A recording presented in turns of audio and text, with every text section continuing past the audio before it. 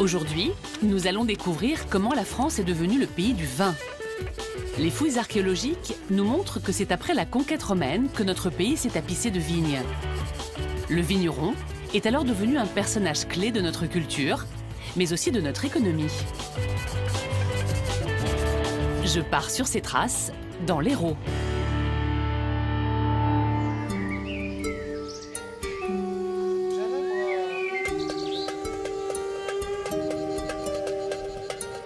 Sur les coteaux du Languedoc, la vigne semble toujours avoir fait partie du paysage. Première grappe là de raisin qui commence à pousser.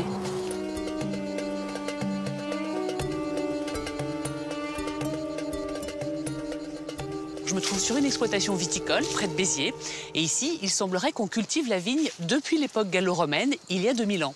Et ça, ce sont les archéologues qui le disent, car ils sont en train de fouiller tout près d'ici. Bonjour. Bonjour. Alors, je vois que vous fouillez au beau milieu des vignes. Oui, en fait, là, je suis en train de compléter les repérages. On repère donc les éléments de construction, comme ce bloc, celui-ci avec du mortier, des tuiles, et puis également des morceaux de dolia, des grandes jarres qui servaient à vinifier donc le vin dans l'Antiquité. Car en effet, sous cette vigne, les archéologues ont découvert une petite partie de la villa de Saint-Bézard. Une villa gallo-romaine de près de 2 hectares, fondée au début du 1er siècle de notre ère.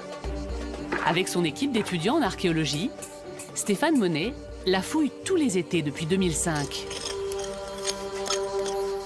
Alors là, on voit les vestiges de l'aile vinicole, c'est-à-dire à la fois donc, la rampe d'accès, les vestiges du fouloir et les vestiges du pressoir à droite. Et puis l'aile de vinification. Là, on est devant ce qu'on appelle un chai, c'est-à-dire aujourd'hui, on aurait des fûts en bois ou des citernes en inox. On avait autrefois ces dolias, c'est ça? Voilà, on a ces grandes jarres qui contiennent entre 14 et 15 hectolitres. On en a environ 150.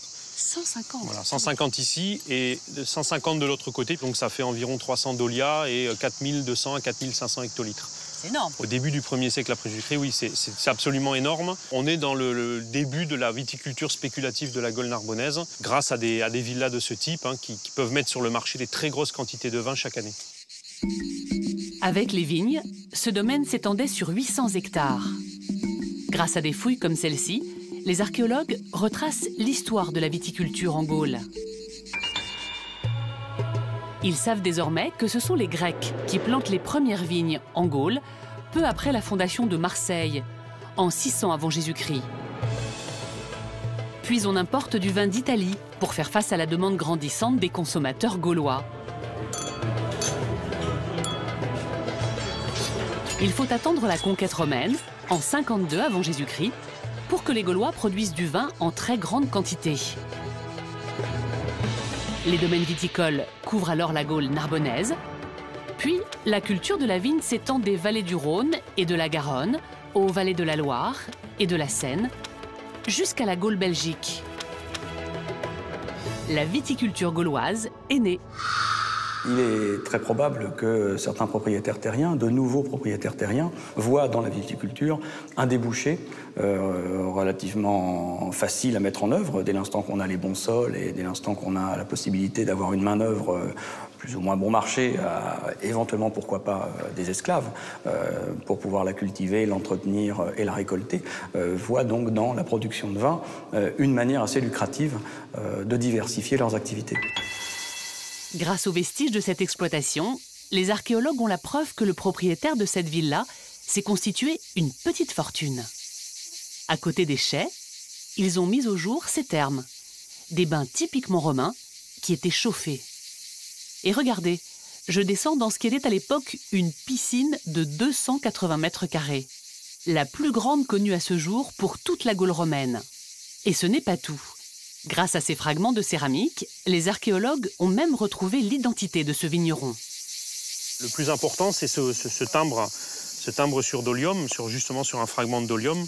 Donc on a la fin du timbre, on a la fin du nom, Pris.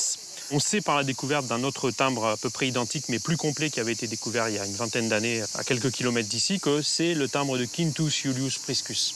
Quintus Iulius Priscus, c'était le nom du propriétaire. Voilà, son prénom, son nom de famille, ouais. Et puis son surnom, Priscus. Cette coupe a aussi permis aux archéologues d'en savoir plus sur ce vigneron. La forme et le décor de son timbre, sorte de cachet portant son nom, sont typiques des ateliers de Pouzzoles, un port important d'Italie. Stéphane a mené l'enquête, il me livre ses conclusions. Quintus était un grand capitaine d'industrie, c'était un grand propriétaire. Il avait à la fois des affaires en Italie, en Campanie, et puis également ici en Narbonnaise. Il est venu parce qu'il a flairé, il a senti probablement qu'il y avait de l'argent à se faire en fait, et que la Narbonnaise allait être une terre d'avenir pour la viticulture. Donc c'est quelqu'un qui est un précurseur de cette viticulture commerciale dont on décelait jusqu'à présent les prémices dans les années 50, 60 après Jésus-Christ. En réalité, cette viticulture spéculative, elle est plus ancienne et elle est le fait d'hommes comme Quintus qui sont là pour gagner de l'argent. Stéphane a découvert que ce vigneron italien maîtrisait toute la chaîne de production. C'est sur son exploitation, dans ce four de potier, qu'il fabriquait ses amphores. Stéphane a étudié leur forme, mais aussi leur timbre. Et il a fait une découverte très surprenante. Pour produire ces amphores, Quintus aurait fait appel à un maître potier de la concurrence. Ça, c'est le timbre de Laetus. Lui, il vient de Barcelone. C'est un potier qui travaillait à Barcelone. On a une estampille tout à fait identique qui a été trouvée dans des fouilles en centre-ville. Et il vient ici, donc à la demande de Quintus, pour produire des amphores espagnols. Ah oui. Dans lesquels on va mettre du vin d'aspirant. Et donc les consommateurs vont trouver ces amphores sur les étals des marchands de vin et vont penser que évidemment c'est du vin espagnol. Pourquoi des amphores espagnols alors que le vin est parce qu'à l'époque c'est le vin espagnol qu'on consomme en priorité dans les Gaules et donc les producteurs de vin de Narbonnaise ont du mal à rentrer dans ce marché.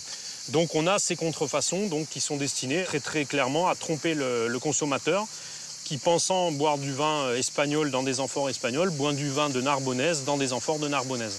Les premières contrefaçons, preuve à l'appui. Les premières tensions entre le vignoble espagnol et le vignoble français. Et ça dure encore. C'est une vieille histoire, oui. Car là, on a la preuve que cette histoire remonte à 2000 ans. C'est ça. Mais alors, quel type de vin pouvait bien contenir ces amphores? Les archéologues ont des éléments de réponse grâce à des vestiges bien plus petits. Ces pépins de raisin. Voilà, donc Nadia, je vais vous présenter Laurent Boubic, ingénieur de recherche au CNRS, à l'Institut botanique. Laurent est archéobotaniste. Vous voyez ici l'exemple d'un pépin d'un cépage actuel qui est la clairette du Languedoc et ici un pépin archéologique gorgé d'eau. Vous voyez la grande ressemblance entre ces deux pépins, donc un qui est archéologique, qui a 2000 ans, et l'autre qui est un cépage actuel, un pépin actuel. Ah oui, effectivement. Quand on les met à côté, c'est frappant.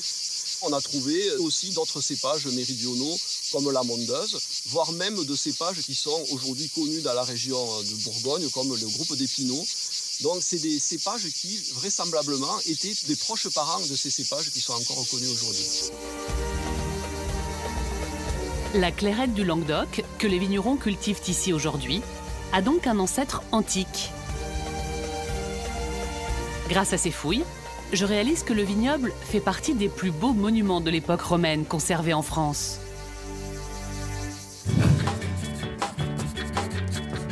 Comment le vigneron gallo-romain produisait-il son vin? Quelle technique maîtrisait-il?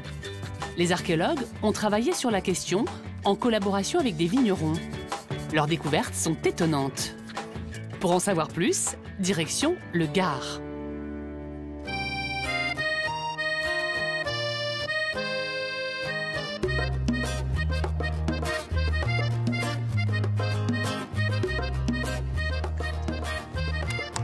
Dolia.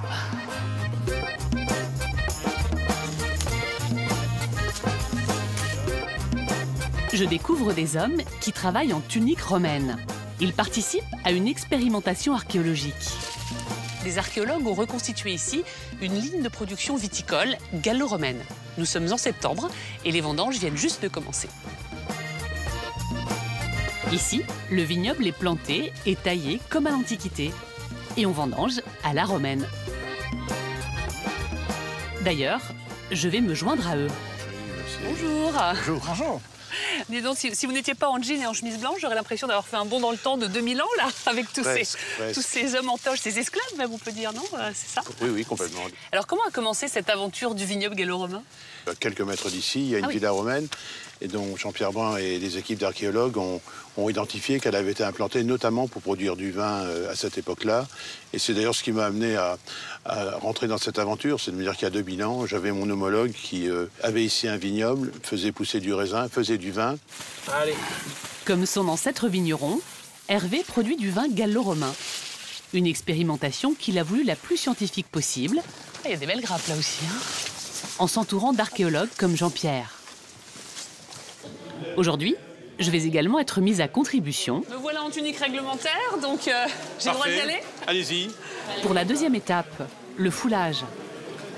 Je pénètre dans le calcatorium. C'est bizarre. C'est un peu chaud. Un peu chaud. Une cuve remplie de 3 tonnes de raisin à écraser. Une étape indispensable, car pour extraire la pulpe et le jus, il faut briser le grain de raisin, dont la forme sphérique nécessite des pressions répétées sur des petites surfaces. Objectif, en tirer 500 litres de jus. Hervé, il fallait combien de personnes en fait pour fouler comme ça quantité de raisin? Il faut entre 5 et 10 personnes en permanence. Oui, oui. Et combien de temps ça prend, le processus? Il faut fouler environ 3 à 4 heures. 3 à 4 heures, comme ça? Ah oui. Aujourd'hui, on foule le raisin avec des machines, bien sûr. Mais à l'époque romaine, ça se passait comme ça. Pour l'archéologue qui a reconstitué ce fouloir, ça ne fait aucun doute.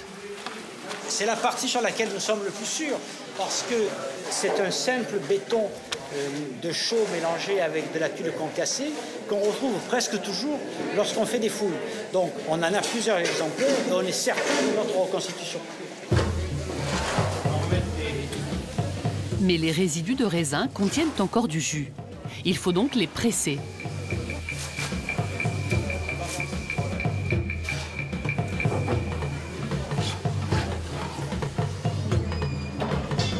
La pièce maîtresse de ce pressoir antique, c'est cette poutre horizontale de plus de 2,5 tonnes.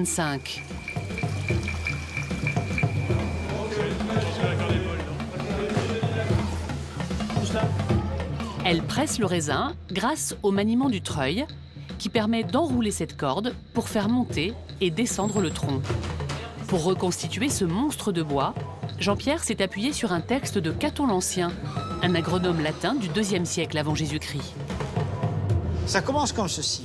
Torcularium si edificare voles. Si tu veux construire un pressoir, tout est indiqué. Par exemple, il nous dit absolo foramen primum, 1,5 pied, c'est-à-dire la mortaise depuis le sol doit faire 1,5 pied.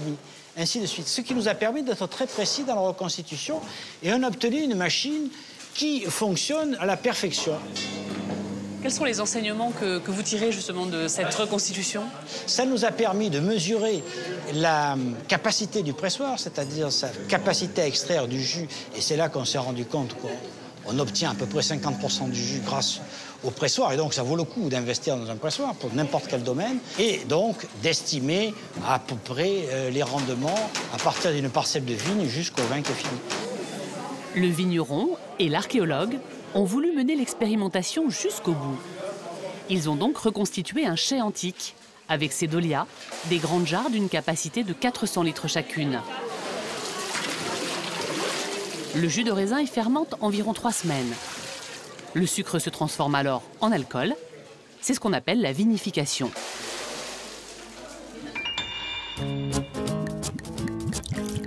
Pour faire du vin romain, les archéologues s'inspirent de textes d'agronomes latins. Avant les vendanges, ils enduisent les dolias de pois, sorte de goudron végétal produit à base de résineux qui permet de les rendre étanches. La poix donne au vin un goût de fumée, voire de goudron, très apprécié à l'époque. Une fois pressé, le jus de raisin est brassé avec un balai en fenouil pour l'oxygéner. Suivant les recettes, on y ajoute du défrutum, du jus de raisin réduit par ébullition, apportant sucre et acidité. On l'agrémente aussi d'herbes et de plantes aromatiques, et même d'eau de mer pour le saler et mieux le conserver.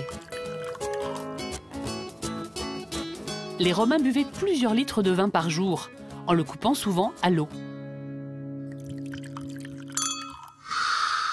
Lorsque l'on est à table, on peut aussi utiliser le vin en l'agrémentant directement sur la table d'un certain nombre d'ingrédients, comme du miel par exemple, comme des épices, comme des plantes aussi, pourquoi pas, on peut l'imaginer. On a aussi des vertus médicinales qui lui sont attachées, à la fois sous la forme tout simplement de remèdes.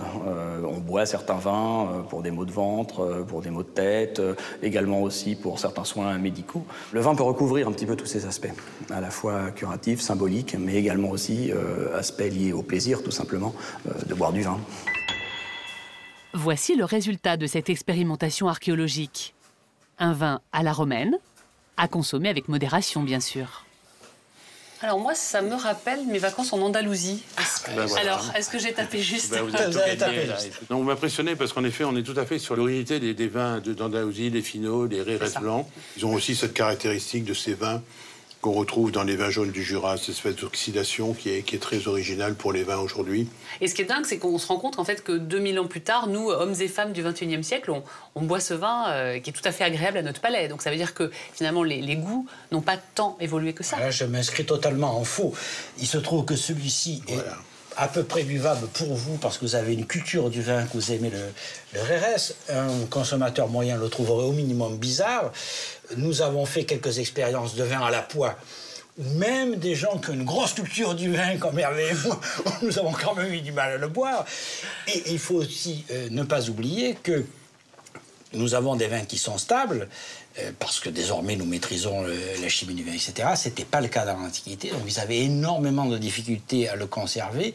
Et très souvent, ils commençaient à boire du vin en début d'année et ils finissaient à la fin de l'année par boire du vinaigre. Et est-ce qu'à l'époque, on gardait le vin? Il y a du vin de garde, et alors nous connaissons à la fois les cépages, les domaines, etc., qui pouvaient être gardés plusieurs années, voire jusqu'à un siècle. Des grands Falernes se buvaient après un siècle, dans quelque sorte de réduction dans les amphores, et on avait une espèce de nectar qu'on nous dit être amer, hein, et donc probablement qui ne nous plairait pas du tout aujourd'hui, mais qui était extrêmement valorisé. Grâce au texte, les archéologues savent qu'à l'époque, le vin courant est accessible au plus grand nombre. Mais les grands vins de garde, comme le Falerne, peuvent être 4 fois plus chers. Le vigneron gallo-romain maîtrisait donc les techniques de production et de vinification romaines. Les découvertes archéologiques montrent que son vin a d'ailleurs vite gagné en notoriété, jusqu'à dépasser les frontières de la Gaule. Pour ma dernière étape, je pars dans les Bouches-du-Rhône.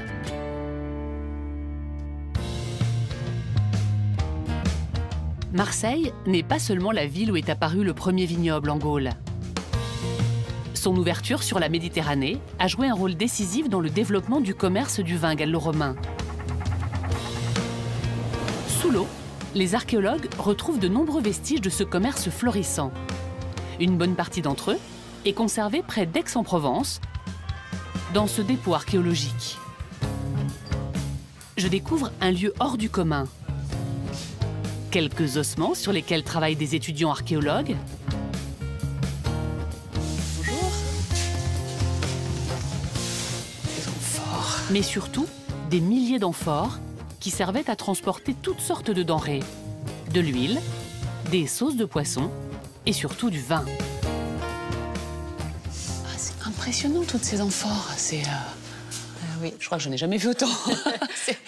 C'est aussi normal parce que c'est le dépôt central au niveau national, c'est unique. Franca est archéologue sous-marine. Récemment, elle a fait une découverte rare. Ce col d'amphore était enfoui dans la Méditerranée. Il a été mis au jour dans des conditions très particulières.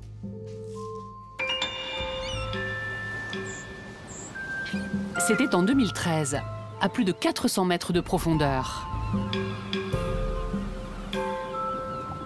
Les archéologues découvrent la cargaison d'un navire de commerce datant du début du IIe siècle de notre ère.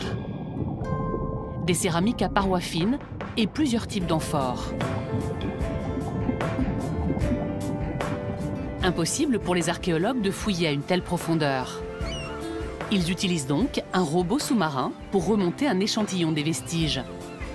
Comme ce col d'amphore, une Gauloise 4, l'amphore à vin gallo-romain par excellence. Les archéologues en retrouvent beaucoup sur les sites de production. Très fragiles, elles sont plus rares dans les épaves. Au milieu de ces rayonnages, l'unique Gauloise 4 entière de ce dépôt. Découverte chez un particulier, elle sert ici d'objet de référence pour les archéologues.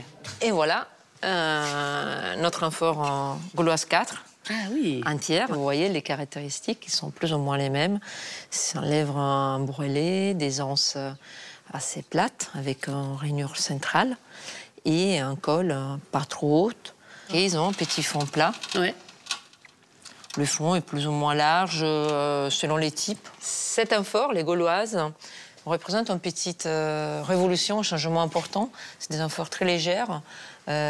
Si vous les comparez, par exemple, au Dressel 1, vous voyez, là... Dressel 1, c'est oui. ça. Oula. Vous avez vous voyez des catégories, déjà l'effort, c'est pas les mêmes. Ah oui. Là, elle va beaucoup si les plus loin. Gauloises, ils pèsent 10 kilos pour 30 litres de vent, là, vous avez un amphore que, bon, une manière, disons, canonique, pèse 26 kilos pour 26 litres de vent. Donc elle est beaucoup plus grosse et elle contient moins de vin, donc ça n'a pas tellement d'intérêt. Disons que les poids du conteneur vide est presque le même du contenu. Donc vous comprenez, c'est pas très très rentable. Ouais. Grâce à l'évolution de ces amphores, les archéologues retracent l'histoire du commerce du vin antique. Ils savent par exemple que la Dressel 1 transporte du vin italien entre 150 et 50 avant Jésus-Christ. Puis viennent les Dressel 2-4 qui transportent du vin italien, puis du vin espagnol jusqu'au IIe siècle de notre ère. Les amphores gauloises ont alors déjà fait leur apparition. Il en existe plusieurs types.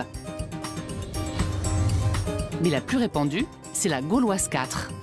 De la moitié du 1er siècle à la fin du 3e siècle, elles sont produites en quantité astronomique. Preuve que le vin gaulois connaît un succès phénoménal. Et c'est sans compter le vin en tonneau. On transporte du vin en amphore, mais on transporte probablement pas n'importe quel vin. C'est-à-dire qu'on transporte plutôt des vins de qualité. Et les amphores identifient certains types de crus bien particuliers. Et on peut penser que le vin en tonneau était peut-être un vin plus courant, dirait-on, sans parler forcément de qualité moindre, mais en tout cas un vin peut-être plus courant, ce qui pourrait expliquer qu'on les retrouve justement dans les camps militaires, par exemple, où il fallait amener en grande quantité du vin et de manière peut-être moins sophistiquée qu'avec des amphores. Grâce aux fouilles, les archéologues trouvent donc de nombreuses traces du commerce du vin gallo-romain. C'est sûr, la Gaule, au 1er siècle après, c'est la région dans laquelle la vigne prend un essor incroyable. Et au 2e siècle après Jésus-Christ, c'est les vins gaulois. Les Gauloises 4, c'est une des amphores la plus diffusée. Donc, si vous voulez, on a un peu un retour des boomerangs, on peut dire comme ça. L'Italie passe d'être un pays de production et d'exportation à devenir peu à peu un pays d'importation, Rome en particulier, et la Gaule, à l'inverse. Ils consomment toujours beaucoup du vin, mais à la place de l'importer d'Italie, ils produisent son propre vin et l'exportent. Et surtout, exportent un surplus important. Pour les archéologues, la Gauloise 4 est donc un traceur qui permet de retrouver les routes d'exportation du vin gallo-romain. À partir du 2e siècle de notre ère, Rome en importe des quantités énormes pour les consommateurs italiens, mais aussi pour les redistribuer dans tout l'Empire. Les archéologues en trouvent à Athènes et en Crète, mais aussi en Grande-Bretagne et en Allemagne. Ils en découvrent également sur les côtes du Proche-Orient, à Éphèse ou à Beyrouth, et jusqu'en Égypte, à Alexandrie. Le vin gallo-romain s'exporte même au-delà des frontières de l'Empire. Des Gauloises 4 ont ainsi été mises au jour dans la région de Pondichéry, en Inde.